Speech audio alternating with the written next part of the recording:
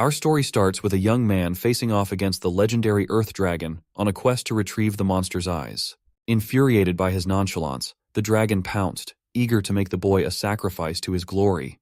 The monster celebrated a little too early and withdrew its claws to see its arms disintegrating like sand. As the dragon squirmed in pain, the young man was estimating the appropriate amount of power to accomplish his quest. He followed up with an offensive spell, the Wind of Decay.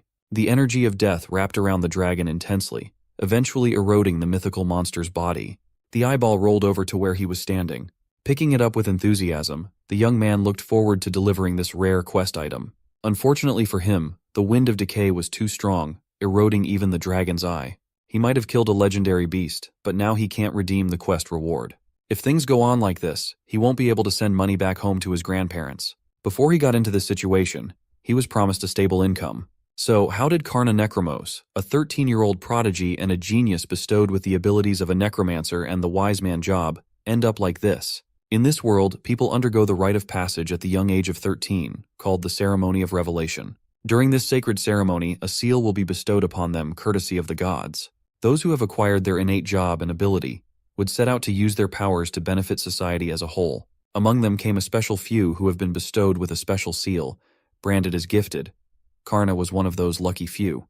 With his wise man job and talent for necromancy at such a young age, he garnered the attention of notable people. His loadout was so valuable that a gifted holy knight, a gifted battlemaster, and the hero himself extended an invitation for him to join the kingdom's premier party. He was scouted by the face of the kingdom to lend his power to the mission of subjugating the Demon King. Being a clueless young man, he could not see himself contributing that much and playing such an important role, but the hero reassured him that he would be stepping into a role that nobody else could do.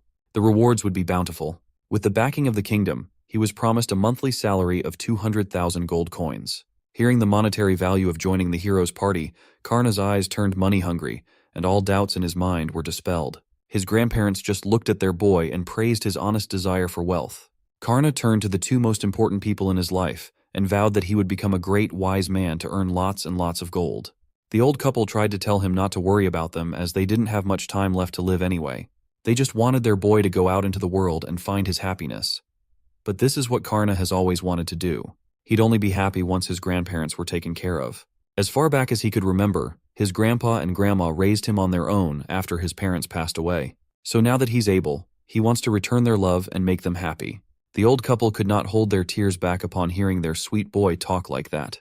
Hugging their grandchild tightly, they expressed just how proud they were of him. And so, Karna Necromos formally joined the hero's party, setting off on a wild journey with the best of the best. The Battlemaster was a menace when it came to close combat, able to hold her own even against giant burly demons. The fight was tough, but she was gritting her way through the heavy exchanges. Seeing her struggling a little bit, Karna stepped in to provide some cover fire. Utilizing the dirt around the dungeon, he used sludge bullets to blind and impair the demon in multiple spots. He stepped in just to provide some cover fire but ended up injuring the monster heavily. So heavily, in fact, that it collapsed on the ground with its skin scraped off by dirt and sludge. Being the closest to the fallen enemy, the Battlemaster cringed at their brutal victory. In another dungeon, the hero's party found themselves surrounded by a tribe of savage orcs. Once again, Karna stepped up to increase the number of their allies. He touched the ground and created dozens of undead soldiers to make the numbers even. The Holy Knight looked at the grotesque undead, clinging and keeping the orcs occupied. A disgusted look appeared in her eyes as a Holy Knight was a natural enemy of the undead. There was also the time when they had to face off against the double-headed dog demon, and the hero took the forefront to show the magnificence of his swordsmanship. Excited to contribute, Karna charged forward, telling Sir Hero to conserve his strength instead. With a wave of his hand, the young man unleashed a ghost shot that penetrated deep into the demon's furry body. The hero was naturally flabbergasted. He was so ready to show off his skills. Still, he maintained his smile and praised Karna for such a good job. Although he can only control spirits and spirit-bound objects, Karna thought that working harder would earn him lots of money. But standing out too much and being in the spotlight earned him the ire of his teammates. Maybe he was too naive, and this led to a very serious conversation in the middle of their journey. The hero pulled him to the side to apologize as he was asked to leave the party on his own. Karna was naturally shocked. He was doing his job properly, but he was getting the boot. What kind of nonsense was that? He asked the hero what he did wrong, as being kicked out of the party would put him in a tough spot.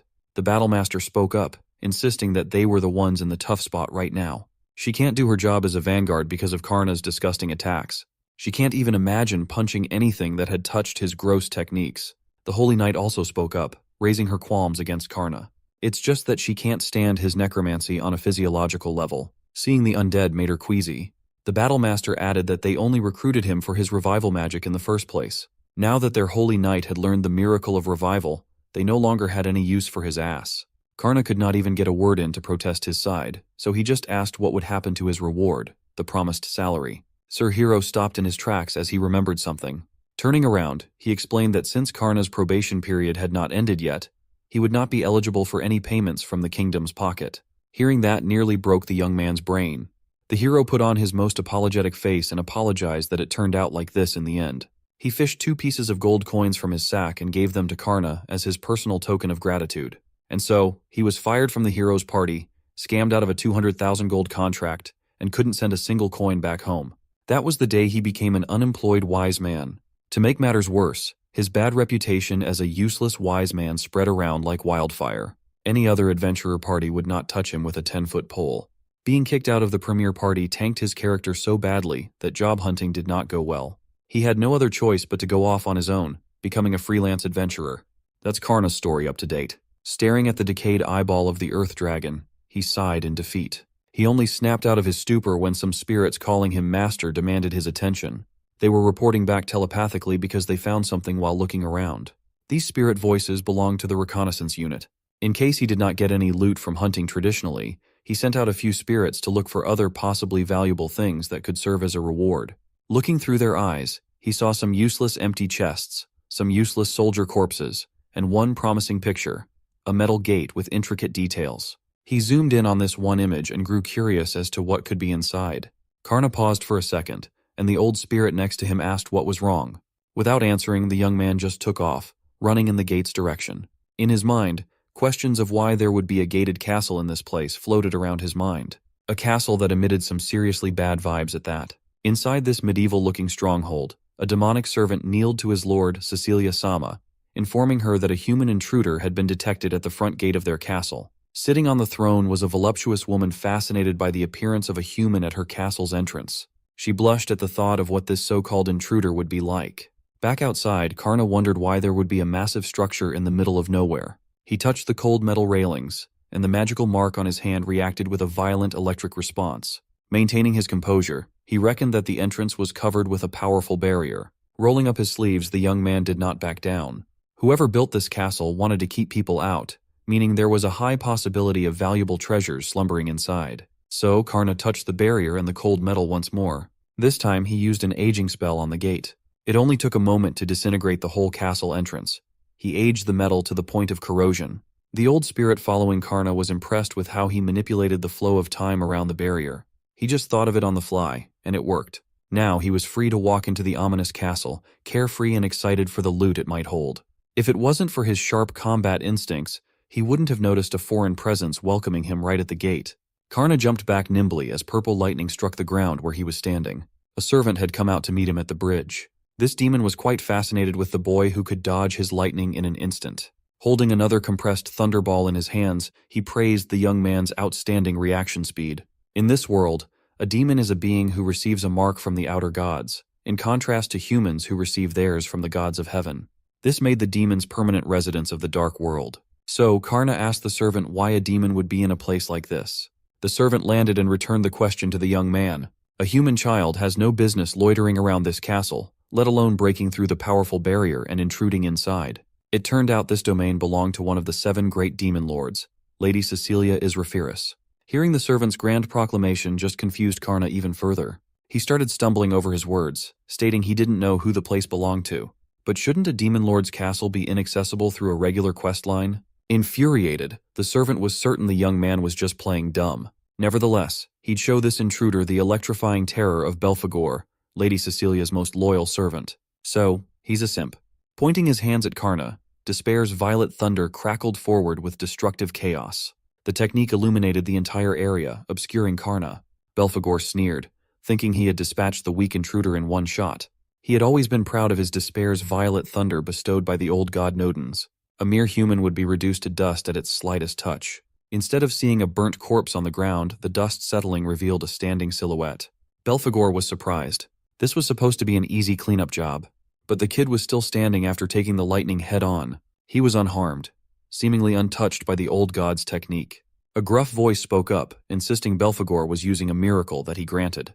The old spirit following Karna turned out to be that same old god, Nodens. He proclaimed he wouldn't allow an imitation of his power to be used against his master. Belphegor didn't know what to do or say. He had never seen an old god in the flesh. No one had.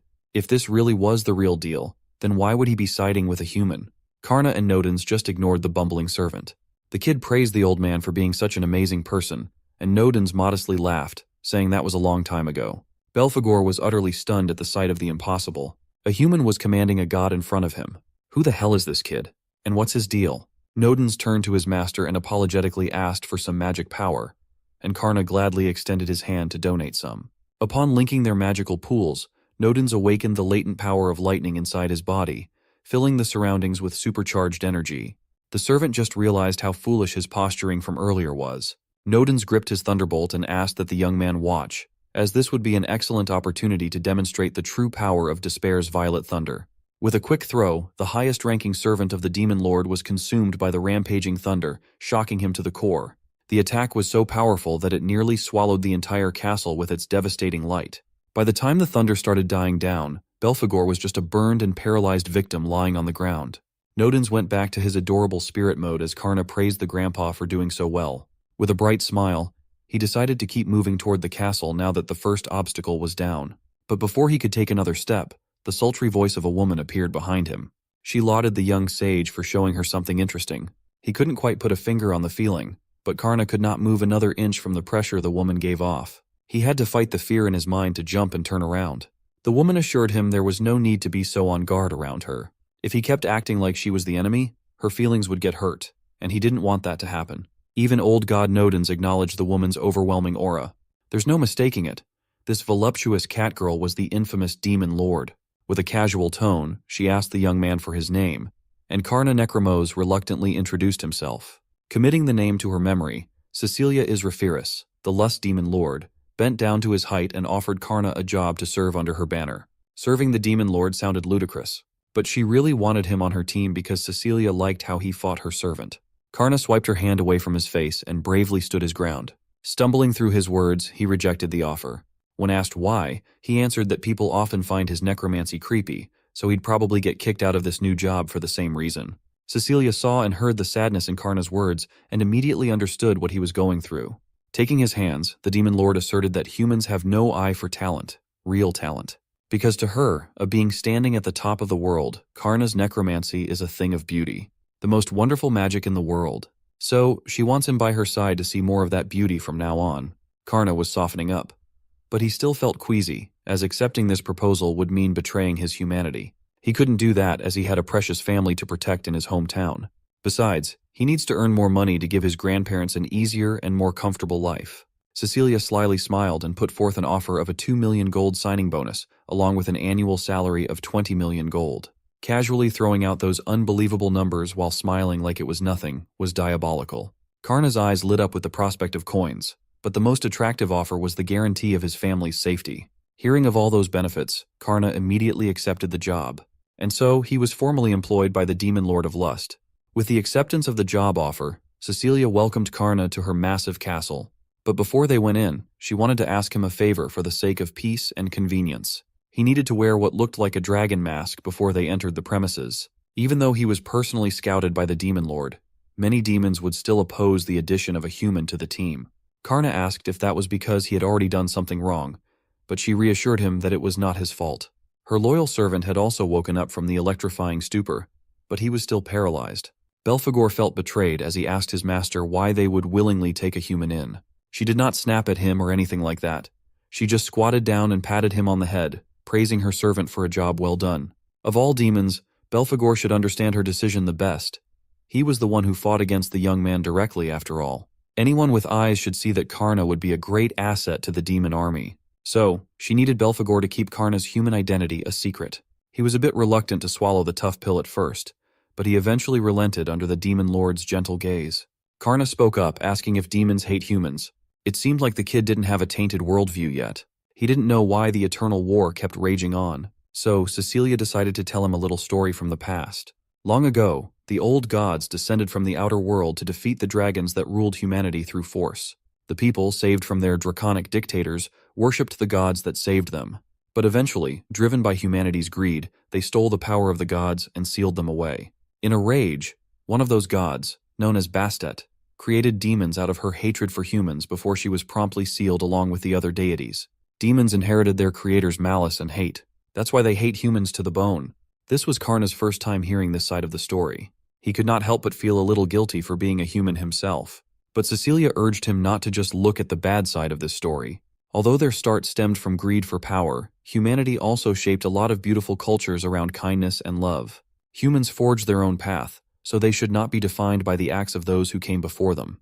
Hearing that, Karna felt a little better. He didn't know how he fit into the picture of the Demon Lord's roster yet, but he was pumped to do his best. He'd do whatever it took for the sake of sending money back home. So, he excitedly asked his new boss what he should do first. Cecilia laughed, appreciating his enthusiasm. Belphegor opened the main gate of the castle and demanded everyone's attention. He introduced their new masked comrade as a magnificent demon who defeated him by commanding an old god. The demon staff of the castle looked a little skeptical, as they could smell a faint human scent, but Lord Belphegor's words carried a lot of weight.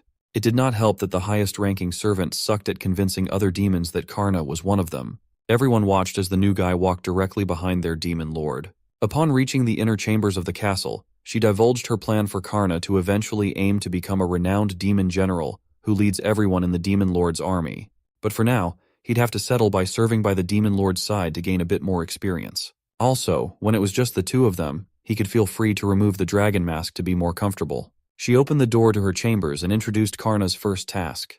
He needed to tidy up her messed-up room. Cecilia coyly smiled while Karna and his spirits were speechless at the sight of such disarray. He looked at the demon lord with curious eyes, and she averted her gaze out of shame. Without holding back, he asked how the mess got this bad and if she was a bad cleaner. She couldn't bear to hear another word about her messiness, and stopped the young man from speaking another word. She insisted that she always tried to do it properly, but her room somehow always got messier. Anyway, Karna was being paid millions, so he'd better deliver an excellent cleanup job. From today, the demon lord's room will be his workplace too. Curious, the young man asked why she didn't just choose someone from the plethora of servant demons in the castle. By his estimation, any one of her fiercely loyal subordinates would be happy to do it. She answered that it was impossible. Holding Karna's hand, she insisted that this job could only be entrusted to him and him alone. Hearing those words made the young man feel important, as if he had been needed for once. So, Karna perked up and promised to do his best. Cecilia loved his outstanding dedication. Exiting the room, she added that she would be back by night and was looking forward to his progress. Karna looked at his spirit companions and steeled his resolve. Even though the chaos seemed daunting, at least he wouldn't be dealing with it alone. Much to the spirit's surprise, his plan to start this daunting cleanup process was to pick up one of the loose books on the floor and read it. Old Man Nodens asked him what the thought process for this book-reading thing was, and Karna insisted that he wasn't playing around. Understanding demon culture and tastes would help with the proper cleaning after all. He aimed to make Cecilia's ideal room based on what she liked. Doing that by himself would take forever, so he used his spirits to investigate via ghost detection. Each one of his ghosts picked up books and relayed their content directly to Karna through ectoplasm learning. That was an OP skill. Seeing the young man push his mind to the limit, Old Man Nodens reminded him not to push too hard and too fast. The old god was worried that this kid would overheat while trying to memorize everything at once. But his concern turned out to be unfounded as Karna memorized the entire catalog of books in just a few minutes, shocking even the old god. Thanks to the help of the ghosts, he was able to absorb so much information so fast, so he thanked them appropriately. Now that he had the blueprint of demon culture, it was time to clean the room to his heart's content. Night came, and Cecilia opened her chamber door to a vastly different image than the one a few hours ago. Every corner of her room was practically shining, and it was polished and clean. The layout of the room was arranged optimally, and everything was tailored to her liking. Karna gave all the credit to his spirit companions. Thanks to their hard work, he was able to finish in no time. Appreciative of her new room, the demon lord turned to Karna and the ghosts to thank them properly.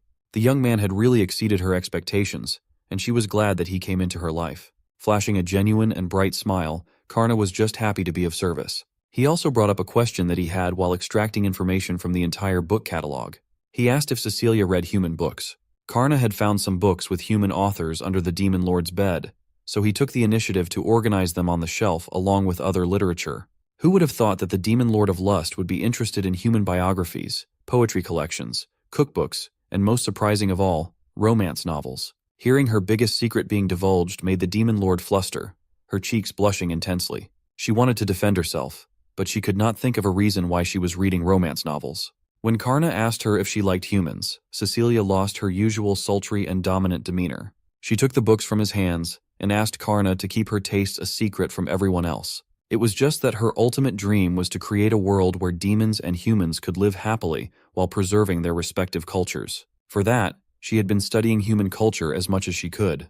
In her studies, she discovered just how many human things were unfamiliar to demons. Chief among these concepts were the sanctity of love and marriage. That was the reason why romance novels ranked at the top of her book collection when it came to sheer volume. Cecilia felt embarrassed that this new subordinate of hers already knew who she really was deep down.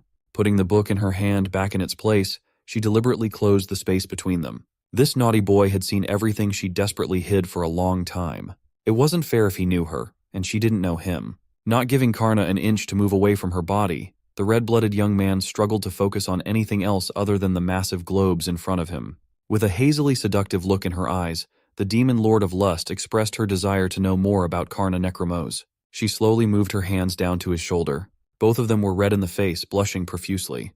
Then she asked the big question. How did he end up making a contract with the old gods? Sounding a little disappointed, the young man asked Cecilia if that was all she really wanted to know. Running her fingernails down his neck, she teased him by asking what Karna was imagining she would ask. He insisted that he wasn't thinking of anything in particular, but his flustered face told a different story. Anyways, these days he calls these old gods his grandparents. These all-powerful beings, including Nodens, used to be his neighbors. Puzzled by his answer, Cecilia wanted him to go into more detail. Well, everything happened right after he received his mark at the ceremony of revelation. His real grandparents had been tricked into buying a piece of land surrounded by the haunting presence of spirits. They worried that if they couldn't expand the farm because of the miasma of death, they would struggle to make ends meet. The old couple didn't want to worry their grandson at a crucial time of his life, so they wanted to figure something out themselves. But Karna knew. He knew all along. The boy did not want to leave this problem to his old grandparents to deal with on their own. So, one night, when they were both sleeping, burdened by financial troubles, Karna snuck out of the house to figure something out by himself. He scaled their wooden fence and ran around the empty and barren tract of land. If he could expand their farm, it would make his grandparents happy and alleviate their money problems. The boy wanted to repay them for raising him, no matter what it took. Rolling up his sleeve and revealing his new mark, he intended to return the lifelong favor in kind. Even though necromancy can't purify curses, he still had the ability to gather and disperse vengeful spirits. Channeling the power of the dead into his hand, he touched the barren ground and unleashed the dispersal of grudges. The power of necromancy crawled all over the ground, proliferating throughout the infertile land. Much to the young man's surprise, there seemed to be something odd directly below where he cast his spell. Without any warning or signs of frailty, the piece of land he was standing on collapsed, making Karna plummet down into endless darkness.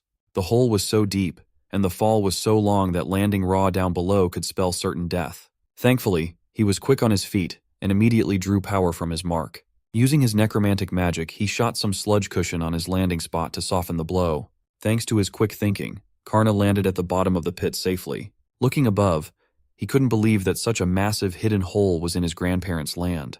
Turning his head to scout the place, he saw what looked like a little pyramid made with impressive architecture. It looked a lot like a dungeon. Why would there be such a massive dungeon under the farmland?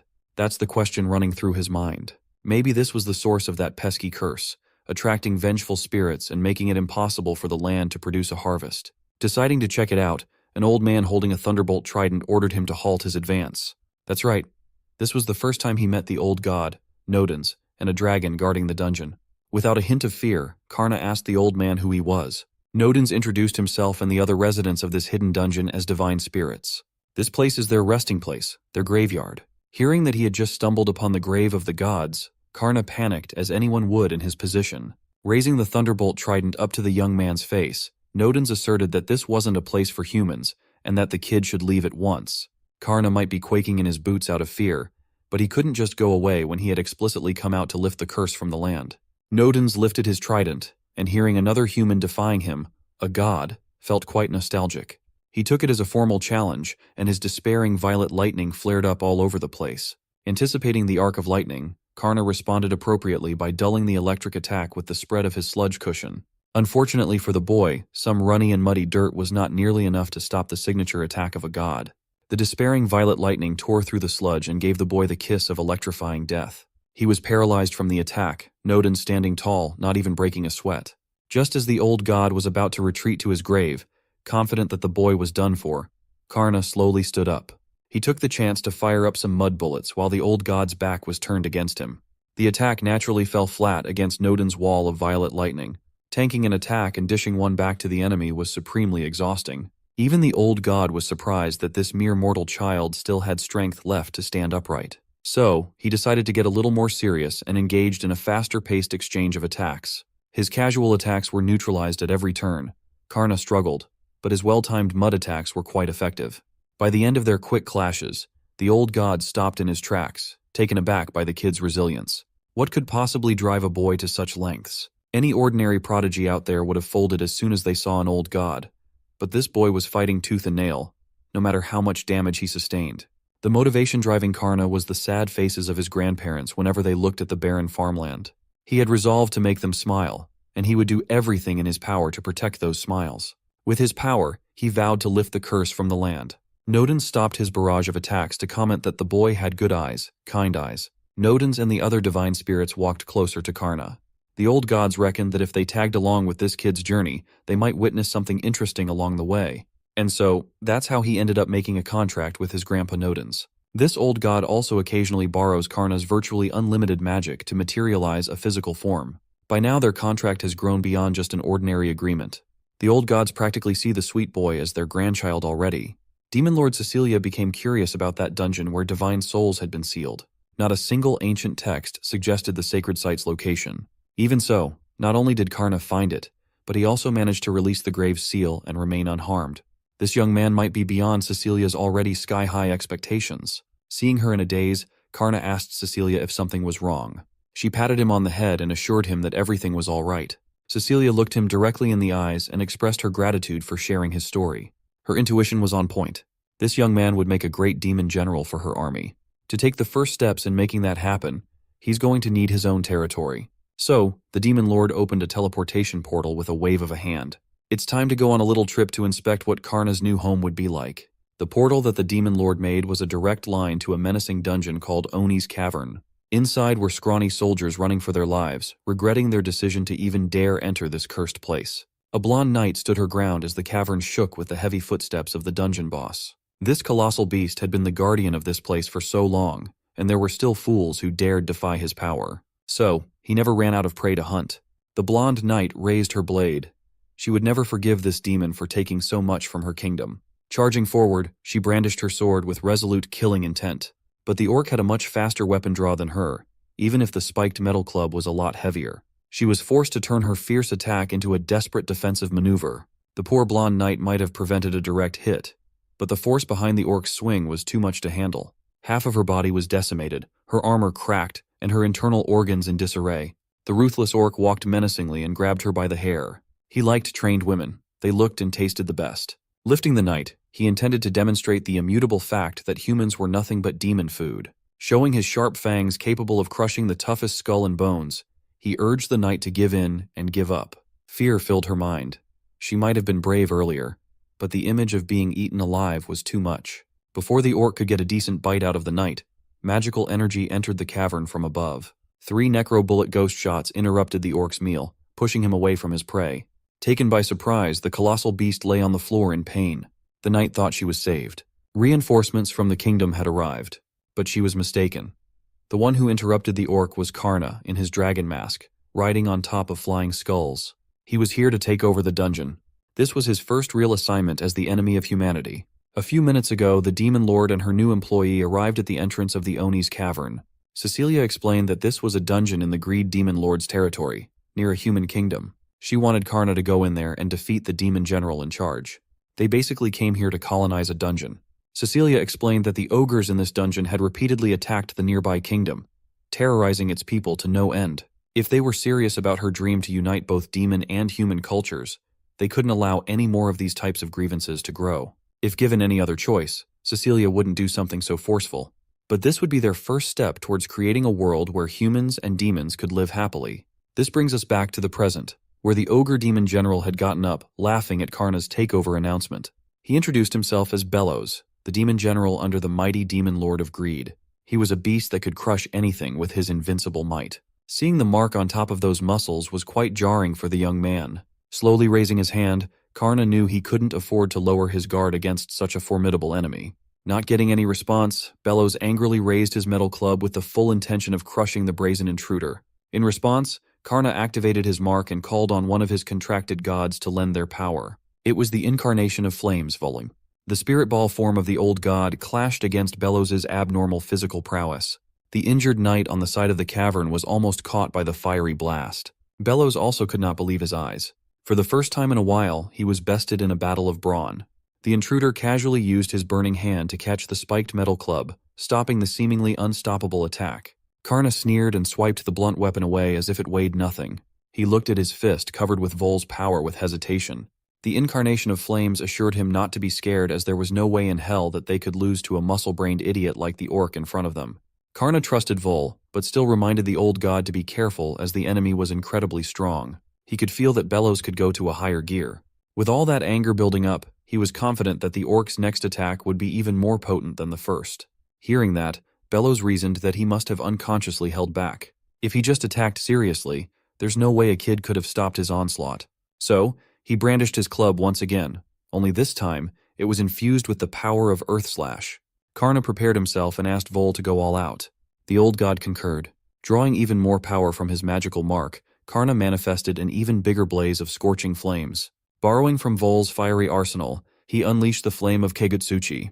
The intense heat rumbled forward, hungry to devour the demon general. Once it reached the beast, his skin was immediately burnt off, and his nerve endings were overloaded by the feeling of searing agony. It only took a few seconds to completely and utterly burn the boss of Oni's cavern. Once the flames started dissipating, Karna was met with a confusing image. He thought the monster had disappeared by using a stealth skill, but Vol explained that he had blown the demon general away completely along with the immediate surroundings, not leaving a trace. Karna still refused to believe that they dispatched a demon general under the 7 great demon lords. It couldn't be that easy to conquer a supposed powerhouse. So, just to be safe, he used a ghost search to survey the area to see if Bellows was still nearby. Meanwhile, the injured knight found herself a corner to hide in. She held her breath and tried her best to erase her presence out of fear of being the next target. In her perspective, this black demon was way worse than the man-eating orc demon of Oni's cavern. As soon as she thought it would be safe to retreat, she ran as fast as she could, desperate to notify the hero of what transpired in this cursed place. By her estimation, it is possible that a new demon lord was about to be crowned. Sharing the sight of his ghosts, Karna found it strange that he couldn't find Bellows anywhere at all. He finally gave up, thinking that the massive injured monster had somehow managed to escape his flawless detection. Now that he's alone in the dungeon, he can finally take off that suffocating dragon mask and report back to Cecilia. It turned out that his boss was just silently watching the whole fight from a distance. She finally came out to praise Karna for doing such a good job taking over the Oni's cavern. Instead of feeling celebratory, Karna felt terrible as he still believed that the demon general got away due to his lax attack. Cecilia played along, telling him that letting the enemy escape really was careless of him, knowing full well that the orc vanished without leaving a trace. The young man was bummed that he didn't accomplish the mission flawlessly, but Cecilia was more focused on the fact that she had just witnessed the forbidden spell of the old god Volvados. Hinoka Gutsuchi is a technique that is used in the highest echelons of destruction. It's the first time that a demon lord like her has witnessed something so powerful. So, she wondered just how much power this young man had hidden within him. Just thinking about his potential got her cheesing with excitement. Anyway, it's time to get back on track and take the next step to becoming an official demon general. Cecilia took out a purple diamond gem and handed it to Karna. It was the symbol of an official dungeon master, the dungeon core. Taking the gem in his hands, the confused young man asked what this thing was for. The demon lord explained that with this jewel, he could freely create a maze, a castle, or anything else that he could think of to mold a dungeon worthy of a demon general serving under her. From today, Oni's cavern will officially belong to Karna, so now he could create his ideal room to mark his territory. That lifted Karna's mood quickly. He liked the sound of building his own space from scratch. If you look outside of Oni's cavern, you'd see the aftermath of Karna's fearsome attack, a burning hole larger than the dungeon's entrance itself. The young man raised the dungeon core and concentrated on visualizing his first dungeon build. The ground in front of him shifted and lifted upwards, spawning gravestones all over the place. With a broad and bright smile, he proudly proclaimed that his first structure was done. It was basically a little mound filled with tombs. He was very proud of his graveyard creation. Cecilia asked him why he would build something so ominous. He answered that necromancy creation magic can only do things like this. Enthusiastically opening the door to his new home, he urged his boss to check out the interior, as he thought the inside was surprisingly cozy. Just as he claimed, the interior of his new room was quite a sight to behold. Even the demon lord of lust, who's used to seeing lavish structures, was surprised to see such a lovely room. Karna's favorite part that he engineered was the soft monster cushion he got in the middle of the room. While he was enjoying his new space, Cecilia politely asked to borrow the dungeon core just for a moment. He willingly handed the gem back to her and asked what was up. She claimed that if he were to disappear, she would be left without someone to take care of her needs, and that just cannot happen. So, to remedy that problem, she used the dungeon core, drawing its potential better than Karna did. Using her rich spatial magic, she opened a magical circle to serve as a portal in the middle of the cozy room. Seeing Karna's surprised and alarmed face, Cecilia explained that she had just created a direct route to her room. Winking seductively, her words sounded very flirtatious just then. The young man was not immune to the charm of the demon lord of lust, but he's still a naive young man and can't handle the possibility of having unlimited access to Cecilia's room. She shut his worries up with a finger to his lips. The demon lord insisted on the portal as she trusted Karna wholly. Cecilia then teased him for planning something else with the portal. With a playful look on her face, it seemed like she was enjoying making Karna squirm under her touch more and more. The poor young man's heart could not possibly handle this much stimulation and teasing. He finally tried to protest all her provocations, but she just treated him like an adorable pet. Enough about flirty demons. Let's see what's happening in the Royal Capital Guild for a minute. It seems like the knight who survived the fearsome takeover of Oni's cavern managed to report back to the authorities, and the capital hurriedly issued a new subjugation quest. They got a wanted poster set up for the unknown enemy who defeated the demon general of greed with a single strike of fire. A formidable opponent, to say the least. The capital thinks that there is only one man who can do the job. The man who stands at the peak of human limits. This man smiled upon hearing of a job that required his particular set of skills. Of course, we're talking about the narcissistic scamming hero and his two horrible party mates, the insufferable battlemaster and the irritating holy knight. The hero quipped that they could pick up this mission as a warm-up before they officially start the Demon King subjugation. The man asking for their help was excited that the famous hero would accept the request. But the greedy bastard would only do it if the reward was generously sizable. Before they could officially take on the subjugation mission, another person in the room urged the hero to wait for a minute. She stood at the corner, asserting that fighting an unknown enemy would be too dangerous, so they should reconsider what they were about to go into. The hero sighed and laughed, assuring their fourth member that there was no need to worry about this miscellaneous mission. Thanks to that convenient stepping stone known as Karna Necromos, their holy knight has finally learned and mastered resurrection magic, ensuring stable support no matter what happens. The hero saw this mission as his chance to shine. He's been waiting to challenge a big shot for a while now. He thought this girl was just holding on to a grudge because he fired the necromancer she personally recommended for the party. The girl in the light fabric armor suited for mobility, Aisha, just looked at the hero with apathy. Karna quietly sat inside his cozy graveyard creation, waiting for Lady Cecilia to come through the portal in the middle of his room. She was running a little late. This disappointed the young man. She said they would have breakfast together, but she might be a no-show. Vol rationalized, saying that maybe the demon lord was still asleep. Nodens proposed that they go wake her up. Karna stood up and walked to the portal. It felt wrong to enter a lady's room without permission, but this was just part of his job, right? He eventually reached the demon lord's tidy room while wearing the dragon mask and tried to carefully wake her up. Much to the young man's surprise, the demon lord of lust actually went to bed wearing nothing but her see-through underwear. Lady Cecilia slowly opened her eyes, surprised to see a familiar figure looming over her bed. Without making a fuss about the young man in the room, she performed some good morning stretches that nearly made Karna drop to his knees. When she adorably wiped the sleepiness from her eyes, she did not look like a powerful being in charge of a massive demon army. She just looked like a beautiful, sleepy lady. Lady Cecilia apologized for oversleeping, and Karna did not even mind the tardiness if he could see this view every morning. Refusing to get up from her cozy bed, she started requesting another 5-minute nap. She even invited Karna to stay with her for a few minutes. She would only need a few minutes for someone like Karna. It took a little bit of convincing, but he eventually got her to get up from bed and move towards the dining hall. As an apology for being such a brat earlier, Cecilia had her people prepare a lavish breakfast fit for a king. It looked so good that it made Karna doubt whether he deserved such luxurious treatment. Cecilia assured him that he could do whatever he wanted, as this was a special human meal prepared by the castle's head chef. When he finally got the meat in his mouth, all troubles and doubts melted away. While he was happily chewing and chomping on such good food, he noticed a different type of vibe on the other side of the table. In Lady Cecilia's plate was a horrible amalgamation of nightmarish ingredients, forming a lump of black goo that looked like it had its own air of death. She did not bat an eye when taking a spoonful of the dark goo and putting it directly in her mouth. To her, there was nothing more delicious in the world than the special black goo on her plate. Seeing Karna look at her with astonishment while she was just naturally having her meal, she asked if the young man was curious. She explained that demon food is mainly a shuttle for absorbing mana. It's never been ingrained in their culture to make it look traditionally good. It does not taste bad, but she understands that it must look like she was eating something gross in the eyes of a human. Recalling the time when the hero's party exiled him for allegedly being disgusting, Karna did not want to give Cecilia that same feeling. So, he kept an open mind and asked if he could have a bite of the black goo. He wanted to try demon food too. Seeing him respond in such a surprising way got the demon lord and the old gods worried for the young man. Much to Nodens's disagreement, Cecilia was willing to let the kid experience demon cuisine with one spoonful to start. She gently brought it to Karna's mouth, the young man excited and tense at the same time. When he finally got to bite the black meal, a pleased expression spread across his face.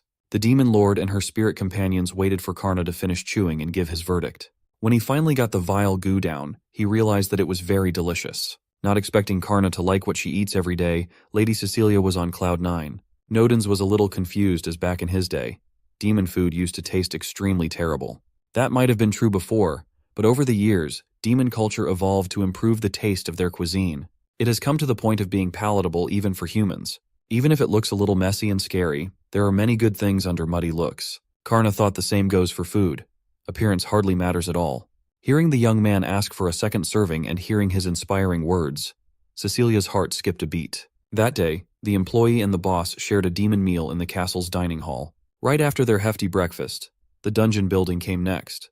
Karna was really pumped to improve his domain even further. But before they could get deep into everything build-related, Cecilia wanted to make sure that Karna had the proper understanding of a dungeon's role.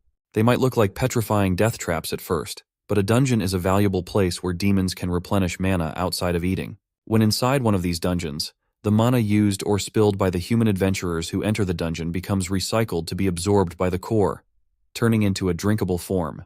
The dungeon core basically sustains the powerful demons under Cecilia and the other demon lords. It plays a vital role in the demon world. Dungeons are created using the mana in the land, so if the core were somehow destroyed, the mana would return to the earth, making the land fertile for humans. The very existence of a freaky dungeon gives humans a valuable reason to challenge it. It has been cleverly designed to lure hopeful adventurers.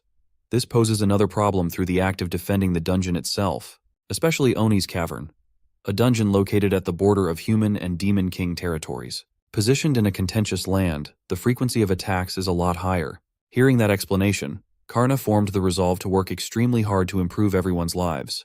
Letting his ghosts loose in his new domain, he urged them to do their best in the coming tasks. Away from Oni's Cavern, let's turn our attention to the distant generic fantasy land where monsters lurk. These monsters are in for a rude awakening, though. The hero and his holy light slash tore through every low-leveled monster like a hot knife through butter. The hero did not even break a sweat. His kills were primarily done in one hit after all. Smiling from ear to ear, he was excited to push even further as just a bit more journeying would get him to the target dungeon. Meanwhile, his party was not in the best shape at all. The Battlemaster had some beef with the Holy Knight. She was lecturing her for being hurt by a bunch of weaklings. It was a showing unfit for someone dubbed as the shield of the hero. The Holy Knight argued that she messed up thanks to the Battlemaster's carelessness. Aisha had to step out of the shadows and step in to stop the bickering, telling the girls to save the fighting for later. She asked them what they would do if a powerful demon happened to notice their annoying voices. Aisha just wanted to finish the mission and nothing else. She didn't want to get involved with this dysfunctional party anymore, but her efforts were met with an even more annoying drivel from the Battlemaster. She blamed Aisha for recruiting a useless necromancer that they had to drive out of the team and messing up their thing. Aisha sneered. That necromancer they were talking about had a golden seal. He would have been an undeniably valuable asset through and through. The Holy Knight was still irked about those undead summons. Both ladies blamed Aisha for messing things up. Seeing this chaos, the hero stepped in to mediate. He admitted that Karna was a capable asset to the team at that time. But if he left everything to that kid, how could a hero shine like he was supposed to? He just made a rational decision in his narcissistic brain and followed through. With the problem swept under the rug again, the ladies followed the hero to the rocky area where the dungeon lay. Aisha could feel the stupidity of the hero's words from a mile away. There's nothing rational about that guy. This current savior of humanity was said to have the talent to enhance all abilities with a heroic transformation. But in reality, he's just an attention-seeking brat. He's a dumbass who picked his companions primarily based on their looks and nothing else. That's why he ended up with a party of selfish bitches. While Aisha was away gathering information, they even drove a promising recruit away. Assassin Lady just joined this team because the pay was the best. But she's practically a glorified babysitter for an unruly party who thinks they're the best ever. Following the party to where they went, Aisha suddenly felt a heavy presence weighing down on her. It was so palpable that the air felt suffocating, and she could not lift her foot to take another step. This divinely sinister aura was oozing out of the grave dungeon's entrance. Even the stupid hero had to pause before reconsidering their hastily accepted mission. From Aisha's earlier info, this dungeon was supposed to be just another ogre's fortress. Seeing a whole gravesite wasn't in her expectations. She proposed backing away for a moment to reconsider their strategy, but the party was already halfway down the stairs leading below. Confident in their capabilities, the hero's party pushed forward. Aisha really tried to stop them from making a grave mistake rushing in, but her words didn't really hold much weight in this place. The spirits lurking around the dungeon immediately sighted the hero's party, challenging their new domain. Seeing a familiar group coming in, the ghosts immediately transmitted a live feed to Karna's head. They were just in time, as Cecilia was with Karna at that time. It looks like the first challenger of his new dungeon is the hero's party, the premier fighters of humanity. The demon lord and the old god were taken aback upon hearing that. Seeing that their first challengers posed the worst-case scenario, Karna clutched the dungeon core close to his chest. Even against people he was familiar with, Karna vowed never to hold himself back. Activating the magic inside the dungeon core, Karna called the gravekeepers to rise and fortify the defenses. Another command he issued was the completion of what he called the eternal coffin. As if on cue, undead monsters started rising from the various tombstones scattered around the dungeon. Each of them moved with a singular motivation: to follow Karna's will. These were the undead soldiers who welcomed the hero's party to their former allies' dungeon. The Holy Knight had beef with the disgusting undead, and so did the Battlemaster. But even the hero was surprised to see unfamiliar enemies surrounding them so quickly. Karna watched the imminent fight from the comfort of his room. He saw the hero's party scream at his zombies. Cecilia stood on the sidelines, praising the young man for making Eternal Coffin such an impressively remarkable dungeon. Karna modestly laughed. He didn't have much time to prepare, so he based the design on the dungeon where Nodens and the others originally rested. He tried his best, but couldn't make it as elaborate as the original. Still, even the old gods think that what he built here should be more than enough to stop armies. Such a tricky dungeon won't be easily breached by all kinds of intrusion. Back on the dungeon's opening floor, the hero immediately hogged the spotlight for himself, charging forward with his sword in hand. He swung wide and fast, striking the first undead across its deteriorating body. Seeing his attack land and take effect on the first enemy, he gained the confidence to take everyone down by his hands. The hero could have probably mowed down the low-level mobs in the opening area of the dungeon, but there were more enemies to deal with. There were a bunch of ghosts lurking above them, just biding their time to strike while the party was distracted. These ghosts weren't necessarily a mortal threat, but they were undeniably annoying to deal with. Given that they were ethereal beings without a physical form, the use of magic was required to get rid of them. The Holy Knight raised her hand and shone the divine light on the ghosts with turn undead. Much to everyone's surprise, the little ghosts remained unharmed. They were just momentarily blinded by the useless light. Realizing that the hero party didn't have anything to answer them, the ghosts erupted with grating laughter, mocking the Holy Knight. She was the only one in the party who could perform magic, and it wasn't working. Magic was supposed to be her main job, while the Battlemaster took on the front lines. The hero finally realized how useless his team was, frustrating the egotistic bastard. Lady Cecilia watched with concern for humanity upon seeing that this was the extent of their current hero. They couldn't even properly deal with basic ghosts and undead attacks. The hero specialized in physical attacks, so he was practically useless against magical beings. Their only hope would be some supportive items. Just as Cecilia was thinking of that method, Aisha moved away from the shadows with impeccable speed. She was practically running along the walls. Upon reaching the space where ghost activity was concentrated, she opened a bottle of holy water to drench the pesky spirits. Touched by the slightest bit of holy water, any weak ghost would find themselves disintegrating. They tried to run away, but Aisha never left her job half done. With her holy silver knife, she cleaned up the bigger ghosts that managed to survive her holy water sprinkle special. Upon taking care of the imminent threat, she heaved a sigh of relief. Instead of thanking her for doing such a brilliant cleanup job, the Battlemaster criticized her for being too slow instead. She added that if Aisha could defeat them, she should have done so from the start. They were still at the initial parts of the dungeon, and infighting was already a problem. The vibes at this party were just the worst. Lady Cecilia praised the assassin girl for being skilled, but with trash teammates to carry on her own, it's uncertain what they would do next. Karna is still the new boss of this dungeon, so he has to head out to prepare for the next obstacle. The Demon Lord of Lust turned to him with a message for good luck in his first dungeon defense. Karna put on the dragon mask and answered back with confidence. Aisha cut through the needless noise of her baby squad and imposed that they should rethink the strategy. They must retreat while they still can. The hero just looked at her like she was crazy. He believed that the future of humanity rests in their hands, so they should naturally go deeper blindly. Aisha's got her work cut out for her. No matter how she tried to establish that they were being reckless, no one listened to her assessment. The hero believed that the problem was minor. It was just a bad initial matchup. Besides, they could just use the items that Aisha had in storage. She argued that holy water is an expensive and precious commodity, so it can't be used so lightly. The Battlemaster quickly jumped to accuse her of holding resources back when her comrades were braving danger. The Holy Knight added that serving the hero is a priceless endeavor. Getting increasingly angry at these brain-dead idiots, she told them to pay for the bottles themselves. In her mind, she's already ready to leave this party after the quest ends. To convince her to continue with the dungeon push, the hero offered to pay for every holy water used. But Aisha must promise to use more if necessary. Just trying her best to get through the mission alive, Aisha disgruntledly agreed. But she wanted to add a stipulation of her own before they proceeded. They must retreat and regroup now. They will only use valuable consumables if they happen to encounter more enemies on the way out. The hero nonchalantly shrugged his shoulders in response. After a few minutes, they finally let the experienced assassin and scout take the lead in finding the exit. They'd only been walking for a few minutes, and signs of an exit were already showing themselves at the end of a dark tunnel. Every bit of logical reasoning in her mind was telling her that something was wrong, and the exit wasn't supposed to be this close. Maybe it was a blatant trap. But the rest of the hero party and their tiny brains could not comprehend that possibility. They were just happy to enter a room where there were no enemies anywhere. Before Aisha could stop the Three Stooges, a barred metal gate descended from out of nowhere, trapping them in place. The supposed exit was closed off, and so was the way they came in from. Just as Aisha feared, they had willingly entered an obvious trap. Dread rose as a dark presence made itself known. This storm of evil slowly surged into a physical form. With her godlike reflexes, Aisha sent her valuable holy silver knife to where the dark energy was surging. The demon, clad in black, simply thwarted her sudden attack with its fist. Aisha looked at this new enemy, and all color drained from her face out of fear. This demon was none other than Karna wearing the dragon mask.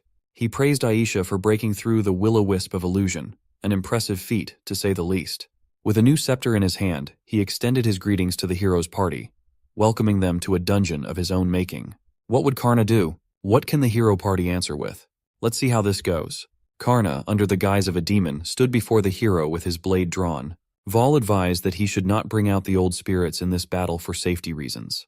In the brief time he was working with the hero, they'd seen the manifestation of the old gods before. If they managed to discover that a human has become an enemy of humanity, Karna's grandparents back home would be in grave danger. That's the last thing he would want, so he was okay with just relying on his power to repel this group. Standing before the unknown demon, the hero cheekily commented that they had not been introduced to one another yet. He also hated the fact that it looked like this filthy demon was pretending to be a human. Meanwhile, Aisha was just speechless, given that this enemy deflected the holy silver knife that could break barriers. With the short stature of a child, you wouldn't expect such toughness. She tried to talk to the group to work together and attack with more caution, but the Battlemaster just ignored her lead. The dumb Battlemaster ran forward at full speed, thinking that she could handle this unknown enemy all alone. Since Vol can just use generic fire spells, he should be perfect as a weapon to repel these intruders. With a slap of a hand, Vol's igneous power transferred over to Karna's hand. This was a technique honed by the trust Karna and the old gods have formed, the power of possession. The Battlemaster and her fearsome fists came at full sprint, hoping to blow the dragon's head away. With her limbs bursting with incredible speed, she performed a super combo. A super combo would only be a combo if it could make contact, though. Karna efficiently used his scepter to neutralize every incoming attack from the series of strikes. The Battlemaster could not believe her eyes. The enemy actually blocked everything effectively. After flexing his reflexes with blocks, Karna turned the momentum against the lady. He positioned cleverly and used the Snake Scepter's flexibility to ram against the Battlemaster. She suffered quite a bit, considering this was just the first strike. Karna was expecting so much more from this fiery lady, but it looked like she was already out of the equation. Being cautious to a fault, Karna believed that the Battlemaster went down in one hit for some sort of surprise strategy, but he refused to let his guard down. He still held on to the belief that the hero's party would not be so weak. Based on the hero's surprised reaction, it sure did sound like they were just incompetent. The Holy Knight stepped forward with her lance. If physical techniques are ineffective, then she'll just use magic to fight. She attuned herself to the Lord and asked to be granted the power to smite evildoers. She then fired off a beam of holy energy. The holy smite had the force and momentum to tear everything up along the way, and she just happened to aim the spell along the path of her unconscious comrade. Based on the explosion resulting from the holy smite's landing, it looked like an easy kill. The Holy Knight beamed with a smile, thinking that she got the last hit. Aisha, on the other hand, gave her an earful for attacking in the direction of an ally. She wasn't fazed by those comments, just excited to revive the Battlemaster implicated by her attack. Aisha warned her to approach carefully, but she did not listen. That led to a beam of dark energy descending on her without resistance. The Holy Knight shrieked in pain as the dark energy wreaked havoc on her body. She was sent back to where she initially came from. Aisha was just as surprised as everybody else. Meanwhile, Karna emerged from the ceiling, looking down on the foolish party. From the top of the walls, he finally used his necromancy to breathe life into the lifeless bricks. Aisha looked at the enemy closer and that physical technique. This magic that they were being subjected to was clearly far superior to anything they'd ever encountered. Meanwhile, Vol was just cursing the humans below. If Karna hadn't been there to rescue the unconscious Battlemaster, she would have died from the holy smite. The incompetency was just too much. Despite all their failings, the hero still had the gall to laugh while raising his sword. With his thin veil of bravery, the hero pushed his aura to the limits. It looked like this bastard hadn't learned his lesson yet. Here he was, trying to attack with his allies still on the way. The hero was actually proud of this setup. This way, using hostages wouldn't work against him. He would gladly sacrifice an ally's life for victory. That's why they have resurrection magic ready on the go. With a crazed expression, he explained that death doesn't matter in the hero's party. They could always just spam revives to counter death. Hearing this trashy yapping, Karna recognized that he might be walking into a psychological trap. He had no reason to help an enemy if they wanted to kill one another. But with everything he's been through to get to this point, he was reminded of the humiliation, abandonment, and judgment of people.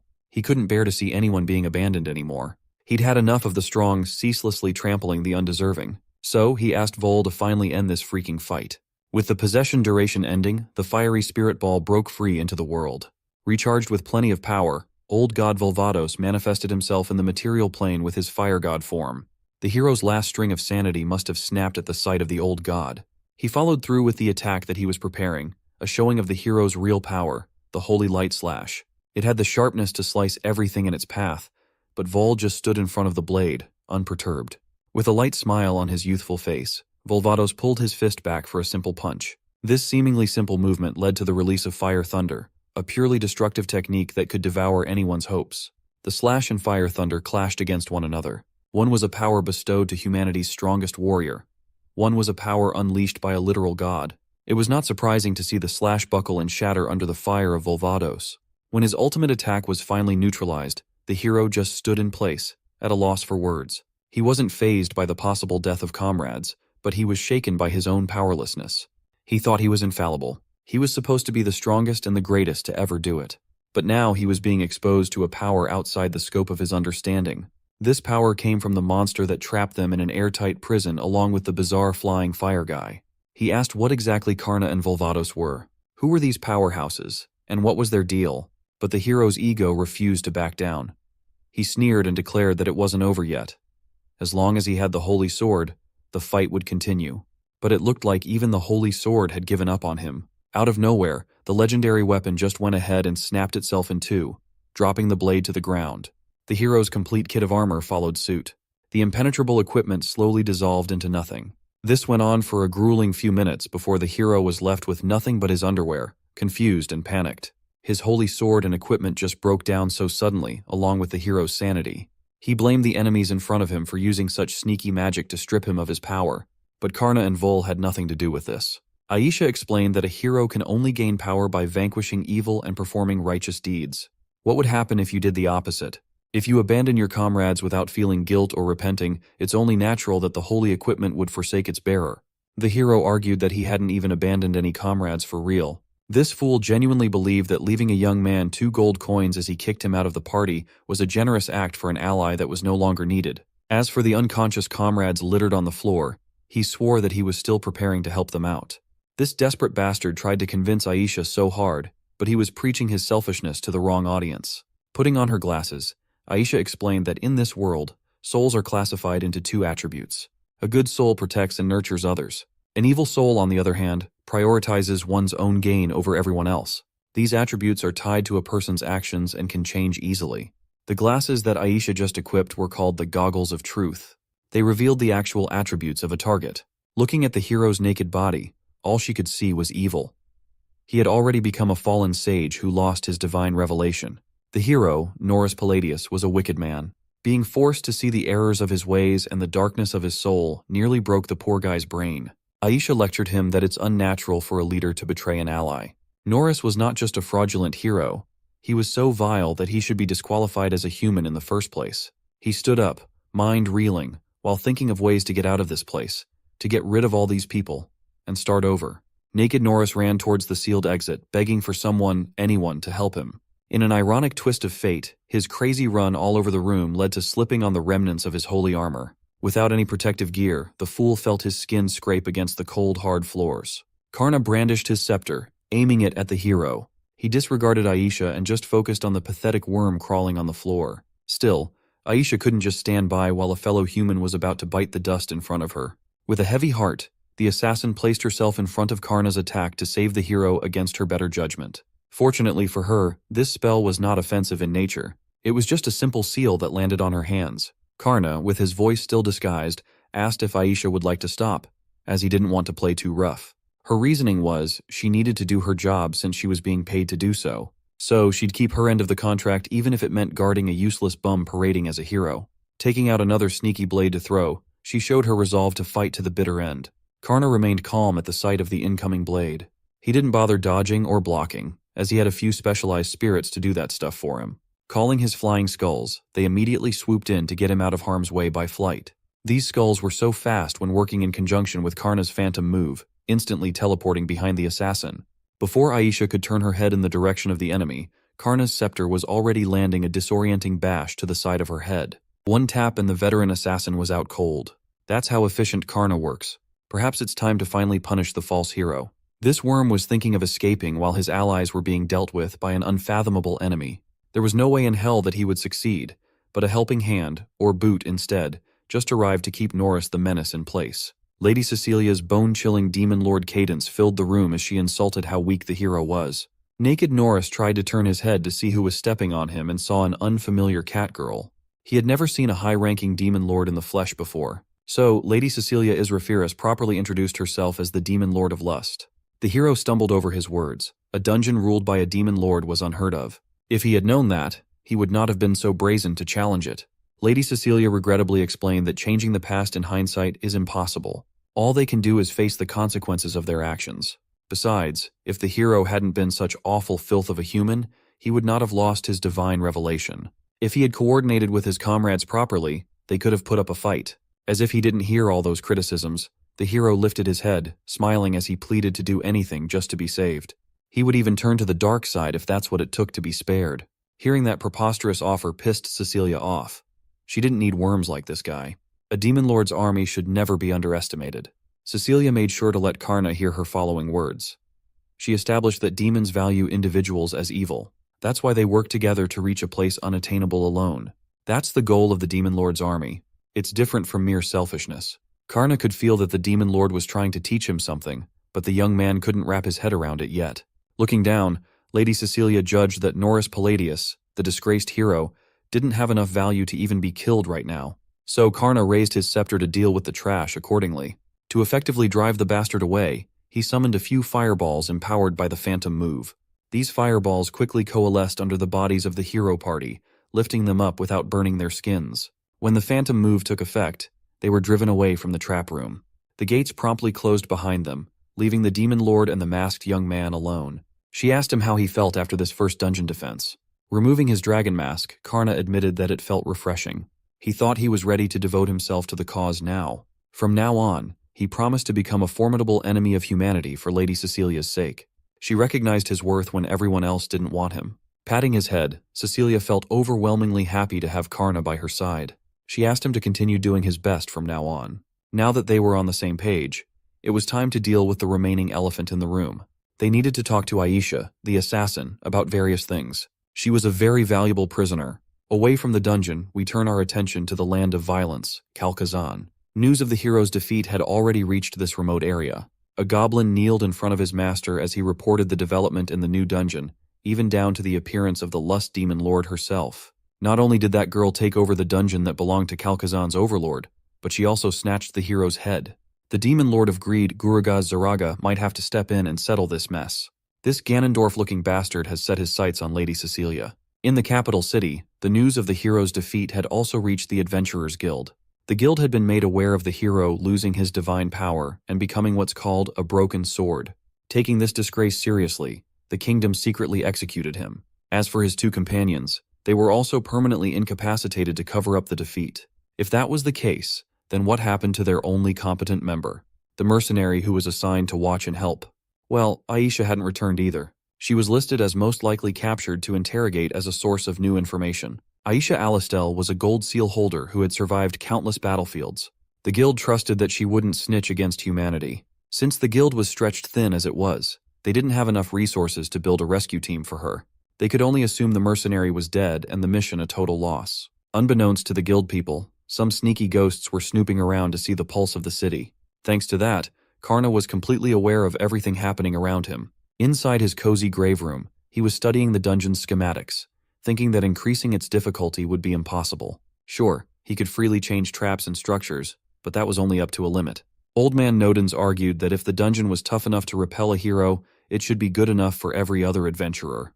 Being a naturally paranoid guy, Karna believed that they could only repel the hero party because those people were careless. In the event of an attack from a veteran adventurer party or other demon armies, they could probably break through the dungeon's current defenses. So, for Lady Cecilia's sake, Karna had resolved himself to protect this place at all costs.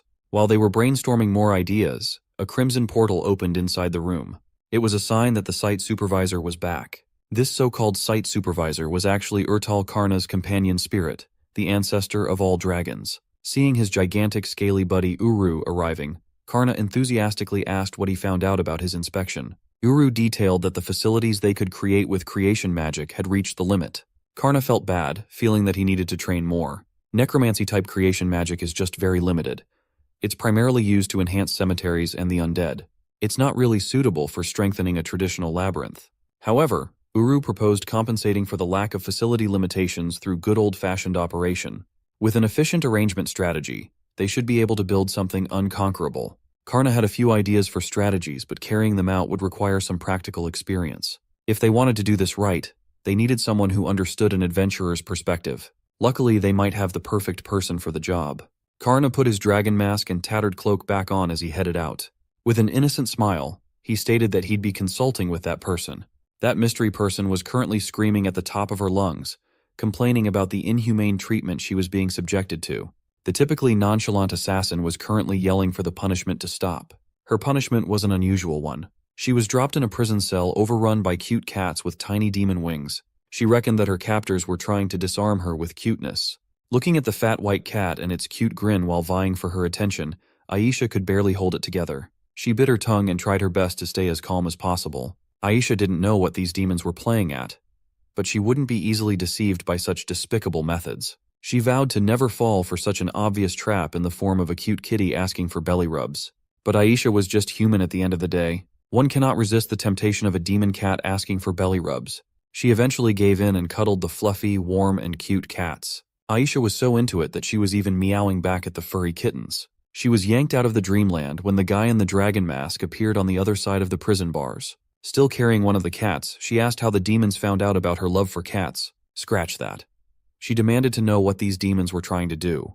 Karna admitted to using necromancy soul reading to read her soul. Aisha was taken aback. This meant that they'd already extracted information from her without her knowing. Karna found out that her name was Aisha Alistel, 24 years old, a mercenary assassin with the rare item master talent. He also saw that her hobby was rescuing stray cats in the slums of the capital. Memories of her feeding and giving potions to sick kittens stood out in the soul reading. Hearing her secret being divulged made her feel embarrassed. Karna couldn't really read detailed memories, but he could see enough to understand Aisha's background and likes. Aisha loved cats, and there's nothing wrong with that. She believed that cats are honest, unlike humans. They don't have a concept of betrayal, Karna concurred. He thought that her love for these fur babies was beautiful. Aisha lowered her guard a little bit, but she was still vigilant, believing that she was talking to a demon. Sitting down, she asserted that trying to buy her favor with cats would be pointless. She wasn't afraid of death, and she would gladly take her information to the grave. She was paid before the mission, so preventing info leaks was part of her job.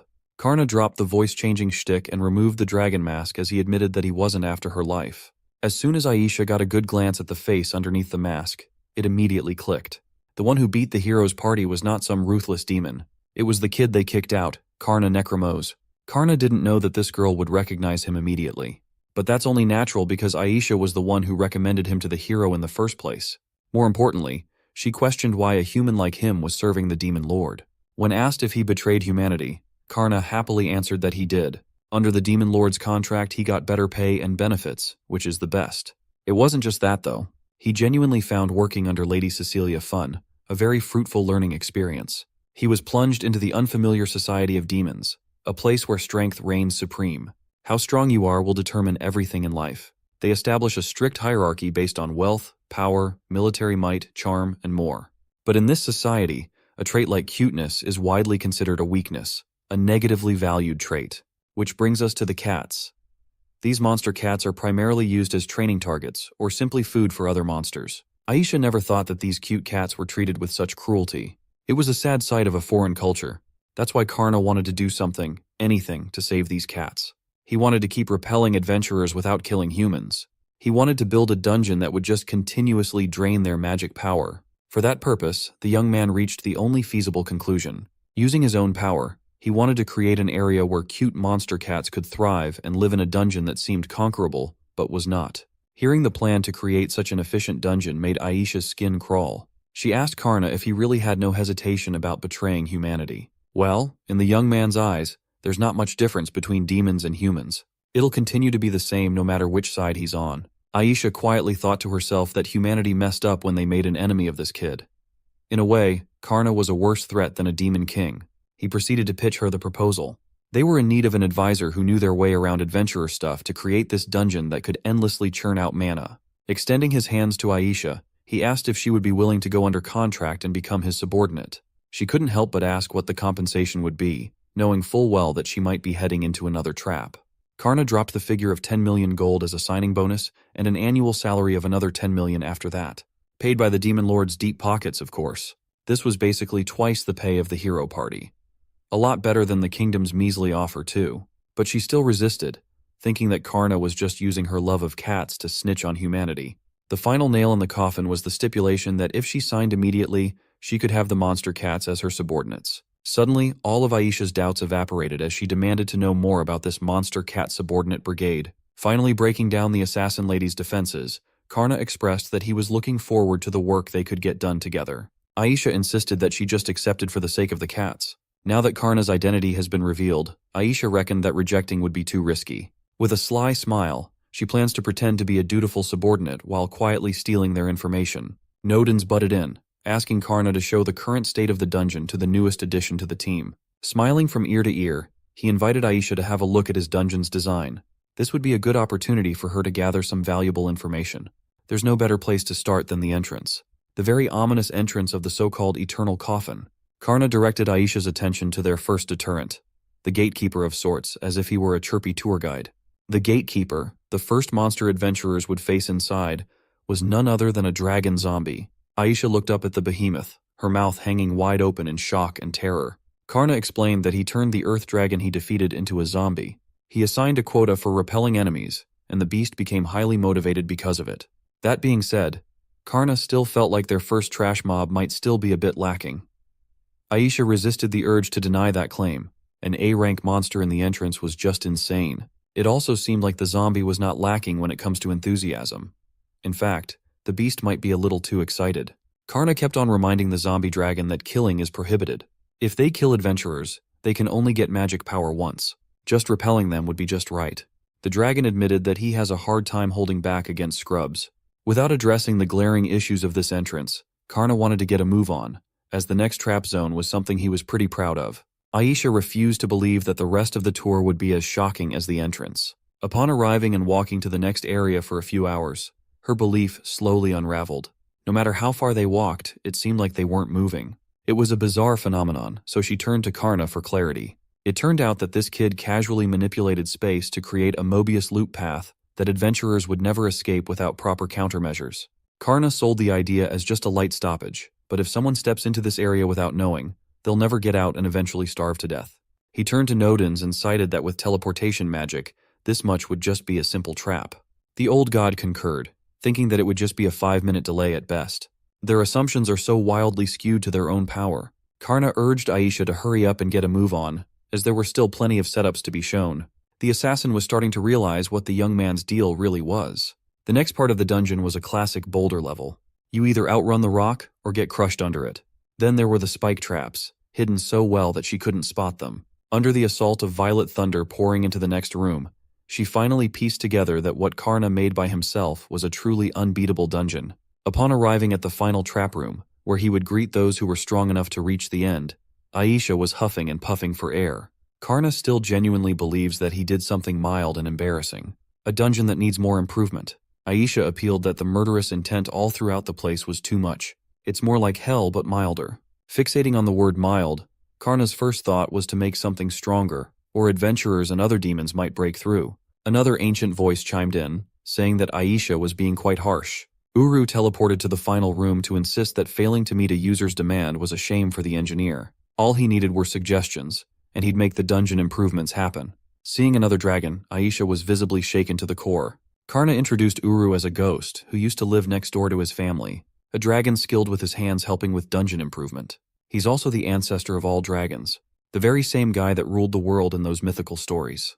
Nodens can still remember fighting against Uru alongside the other outer gods a long time ago. Now, Uru just quietly watches over the world from his own private corner as a spirit who follows Karna. If you were Aisha, what would you even say to that ridiculous backstory? Karna noticed that Uru might be having a hard time talking to them when he's in such a large form. So, the ancestor of all dragons promptly shrunk in size until he was even smaller than the young man. In his miniature form, he looked just like a dragon plushie. Aisha felt like she was seeing a fever dream play out in real time. In front of her is a sage who commands the outer gods and the ancestor of dragons. Does humanity even stand a chance? Aisha recalled that these OP beings remain quiet because they believe that there is a stronger existence outside of their bubble. If they were to learn that humanity has no answer against a fraction of their power, that there's no one in the world who could break through such an outrageous labyrinth, things could go south really fast. She envisioned Karna and that demon lord finding out that humanity was weak, so there was no need to hesitate, and they could just start destroying them. With the young man's talent, he could probably cause the apocalypse by himself. Aisha might be cynical when it comes to people, but the destruction of the world hinges on her next answers. When Karna noticed that she was behaving oddly, she tried to play it off like it was nothing. She took over and clarified that the dungeon's purpose should be to drain magic without killing. To do that, they need to suppress the killing intent quite a bit. The current format is too difficult for the majority of general adventurers. It should be lowered up to the midsection to make the dungeon more accessible for more people. Nodens, Karna, and Uru were impressed with how easily Aisha came up with the idea to fix their current setup. The three excitedly got to work on the midsection traps, monster placements, and overall improvements. Aisha, on the other hand, was feeling the weight of the world's balance on her shoulders. If humanity's weakness becomes known, destruction will follow. In her humble opinion, it should be fine if the privileged royals who've become complacent and cruel are destroyed. But in the slums of the royal capital, Aisha had made lifelong friends and family, not to mention the stray cats minding their own business. Aisha steeled her resolve to play her role and prevent the destruction of the planet. She's still intent on infiltrating the demon army while making sure that they don't realize her espionage, all the while steering them away from the realization that humans are weak. A month has passed since then. The Eternal Coffin has become a smash hit for adventurers of all levels. Most noobs could freely feel powerful when dealing with weak skeleton mobs at the entrance. Eternal Coffin also had the buzz of being the dungeon that defeated the hero, so business was booming. People have figured out that avoiding the intermediate area was the move. Taking on the outside mobs would eventually lead to some loot. It's a goldmine. With the dungeon's progress, the members of Lust Demon Lord's house called for an executive meeting. Not knowing what was happening, the executives were getting alarmed by the new dungeon. Belphegor brought up the heated issue of the items being continuously stolen by humans in the recently created Eternal Coffin. He might just be a servant of the Demon Lord, but Belphegor still wanted an explanation regarding their continuously hemorrhaging wealth. He turned to Lady Cecilia and Karna for answers,